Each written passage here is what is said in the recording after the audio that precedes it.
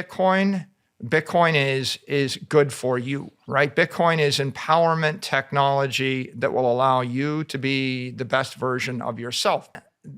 Once you start following all the Bitcoiners, you get drawn into the ideology. And then in the ideology, people start to cause you to question basics.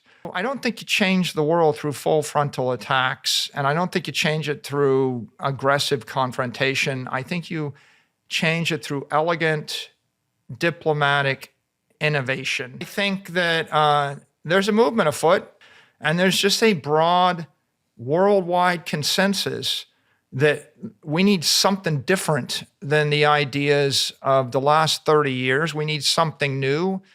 Bitcoin, is a new idea. You could view it as freedom technology, a freedom virus. And you can also view it as a monetary virus to give sound money to the world.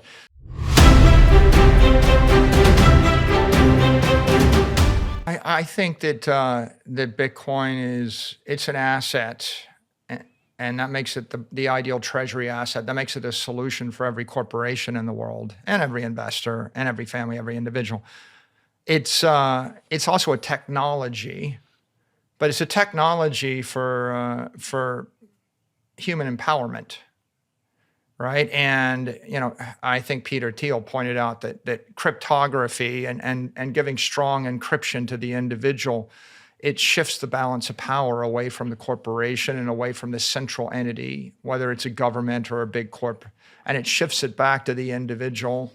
And that movement started with PGP, and pretty good privacy. And so I started appreciating Bitcoin not just as an asset, but as a technology. And then once you understand the technology, how do you empower someone with whatever, all their money in their head or in their hands?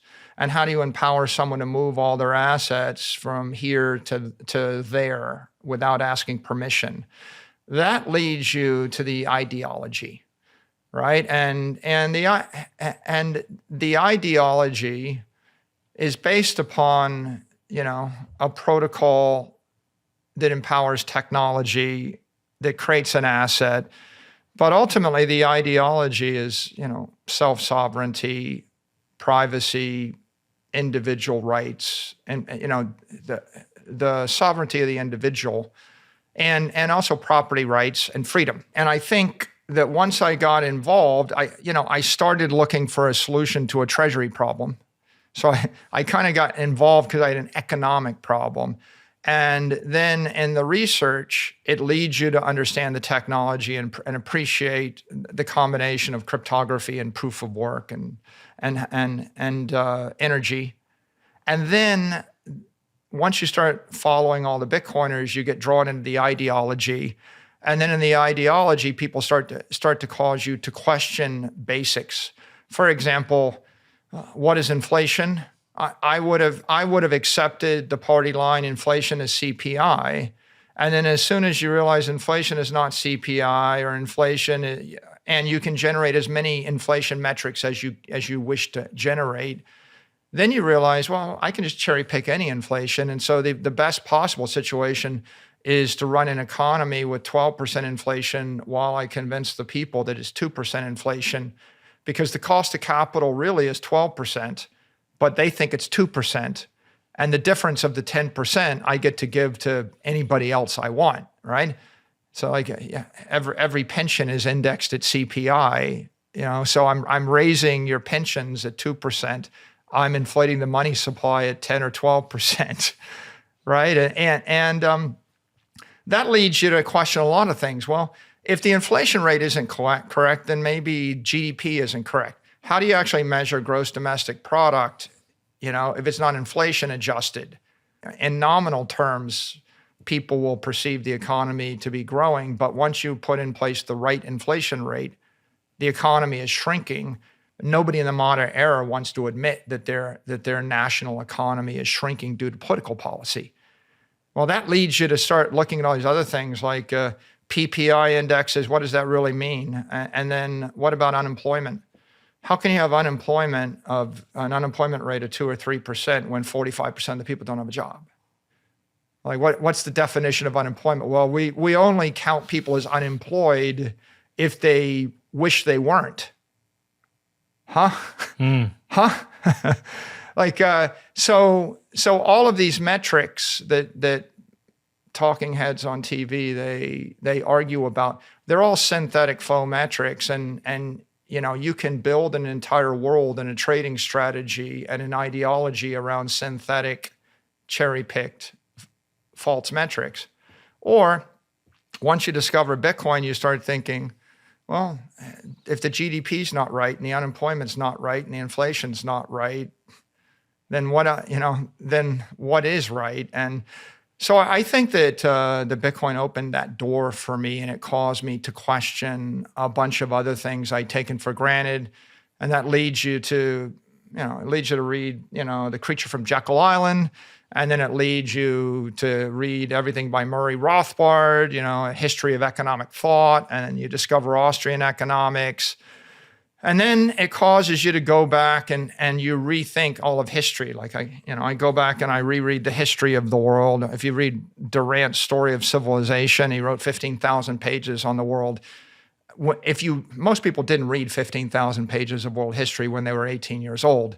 But if you did, you didn't understand inflation, and you didn't understand money, and you didn't understand politics, and you hadn't lived through a war. And so you misinterpret or you shallowly interpret what's going on. When you go back and you read history again, after you've lived through an actual war or a currency meltdown, or you live in 2020, right? You see one part of the economy being destroyed, another part of the economy being lifted up by the political action of a few people. And then you watch the media and you realize there's one set of media that doesn't even recognize there's a problem. And there's another set of media that takes a totally different point of view. And then you realize that news is just a curated stream of opinions. And if you wanted one set of opinions, you could watch one set of channels. If you want another set of opinions, you watch the other set of channels. Once you realize that so many things you took for granted aren't necessarily so, and it caused you to open your eyes toward a bunch of things in the world. Well, there's two responses you could have. One response is to note there's 100 things that are wrong with the world and start to complain about all 100 of them. And the other response is just to pick one single thing that you can do that might make a difference. And I'm of the opinion that I could complain about 100 things in the world that I disagree with, that I would talk about with you privately. But the world doesn't want my opinion, and it doesn't care, and those things aren't going to change based upon me complaining about them. I don't have any real power, and I also think I remember the words of Hayek. He says, you want to take money away from the state, you can't do it, in a frontal assault. You have to do it in a sly, roundabout way. So my view is, how do you fight, something which is so entrenched in the civilization that the harder you push, the harder it pushes back? And the answer is you have to introduce a new idea that will go viral. Bitcoin, is a new idea. You could view it as freedom technology, a freedom virus. And you can also view it as a monetary virus to give sound money to the world. So if I want to give freedom and sovereignty and dignity and empowerment to 8 billion people, I don't loudly scream that their overlords ought to stop leaning on them. I'm not going to topple every government and every corporate overlord and everything. So what I do is I introduce a new technology that spreads virally. And if I want to give property rights to 8 billion people, I introduce a new technology. And when you introduce a new technology, there's a right way to do it and a wrong way to do it. I think when you say, you're wrong, you're stupid, I'm smart, do it my way, change your way, right? The louder you say that, the harder someone pushes back against you. You create inflammation. And there are examples in our political system where certain political parties, their position is the other party is wrong, we're right, they're stupid, we're smart, do it our way, and give us credit and blame them, right? And so that's an inflammatory approach. I think that you could spend $100 billion trying to jam your idea on someone that doesn't want it. They will just crowdsource $100 billion of power to push back, and that's called fighting a war, right? You're just going to war. I think that the more elegant way is to introduce a new idea, Bitcoin. What is it good for? Oh, it'll be good for your family. What else? It'll be good for your company. What else? Oh, it'll help your bank. What else? It'll help your state. What else? It'll help your city. It'll help your country. What else? Oh, you want to fight a war? It'll help you win the war.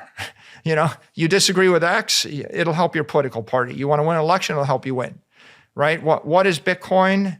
Bitcoin is good for you, right? Bitcoin is empowerment technology that will allow you to be the best version of yourself. Who's losing? Nobody's losing. Who's wrong? Nobody's wrong. Just everybody's just better with this. Is better living through technology. And my approach is, I think about the one thing that can make the world a better place. And I think about the one thing I might accomplish. Like I don't think, MicroStrategy spent $7.5 billion buying Bitcoin. I don't think that if we spent $7.5 billion on the next 100 things you think are wrong with the world, I don't think it'd make a difference. I think that you would just spend the money and the counter side, the other opposition, would spend an equivalent amount of money to negate the amount of money you're spending. So I don't think you change the world through full frontal attacks, and I don't think you change it through aggressive confrontation. I think you change it through elegant, diplomatic innovation. And that's my observation. If I look at the history of the world, the people that made the world a better place, the people that introduced steel, electricity, antibiotics, the smallpox vaccine, airplanes, steam engines, internal combustion engines, motors, Starlink. These are all very elegant things, and they're non-controversial at the end of the day. Maybe early on people are afraid of new tech. But if you look back and you say, well, just give me an example of someone that righteously opposed electricity, who history deems was on the right side of that, I think generally history views you on the wrong side of technical innovation. And so you'll win over time if you want to change the world with technology. Technology is bipartisan. If you want to change the world with religion, or you want to change the world with ideology or politics, or you want to change the world with critique, or violence, I think the world has a way of pushing back. And so I guess I was just practical. And in 2020, what started as a how do I save my own company became how do I actually do something good for my shareholders, right? I started with a defensive strategy almost out of desperation. It's either this or throw in the towel and we're out of business. And then it became, opportunity. I can make money for my shareholders. We did it when the stock was $120 a share. And then when the stock gets to $300 or $400 a share, we think, well, maybe we can keep doing this. And then it became wait a minute, there's a lot of other people. There's 400 million people in this crypto community, and they actually like Bitcoin. And there's hundreds of millions of people that own some piece of Bitcoin, and they love it. And then there's the Bitcoin maximalists, and they think that's an instrument of economic empowerment. They think it's going to change the world for the better, and they don't want to live in a world without it. And so getting drawn into the spiritual side of Bitcoin, it came later, right? I mean, I realized there are a lot of people, Jack Dorsey maybe being the most famous of these people, that clearly they were motivated by spiritual drivers and spiritual motivations more so than by monetary. He didn't need to do Bitcoin to save his company.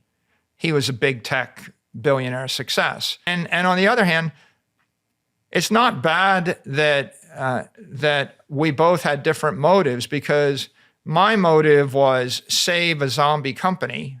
Guess what? There's 30,000 other zombie companies, and there's 300 million corporations in the world. They're all in the same boat with me, right? So my motive was one direction. His motive was a different direction, but I eventually ended up appreciating him and that spiritual element. But I think he ended up appreciating what we were doing too, right? It's after MicroStrategy that Square buys Bitcoin, and then it was just a month ago that Square announced that they would start buying Bitcoin every month, right? And there is a role for corporations, in this as well. So I think that we're all evolving, and my journey kind of went from one economically motivated to then one spiritually motivated. And then I started to see the ideology, right? And if you want to fix there are serious problems in the political system of the US. There's dysfunction, and there's serious dysfunction in the EU, and there's serious dysfunction in China, and there's some serious dysfunction in South America. And probably you'll find some serious dysfunction in Asia, right? And then we could tack on a little bit of serious dysfunction in ASEAN and New Zealand and Australia. And I'm not going to talk about it, but I think we all know that there's some serious dysfunction. I think that the answer is not to side with one party against the other, or to blame one party, or to celebrate one politician as the savior. I think the solution is to spread the orange wave. Right? It's the orange solution, which is every political party, every politician, every movement will find that they will be the best version of themselves. They will be more effective. They will be more ethically grounded. They will be more technically grounded, and they will be more economically grounded in pursuit of their mission if they embrace Bitcoin and the Bitcoin standard. And so that has become the primary driving force of my life right now. I think that there's a movement afoot, and there's just a broad worldwide consensus that we need something different than the ideas of the last 30 years. We need something new, and that manifests itself in a groundswell of support for Bitcoin, a groundswell of support for crypto, a groundswell of support for digital assets, and a new way to see the world on Wall Street, on Main Street, on Capitol Hill, in Europe, in Hong Kong and London, et cetera. And so this is maybe the most exciting time, in my life, and maybe in the history of Bitcoin. I think it's a pretty exciting time.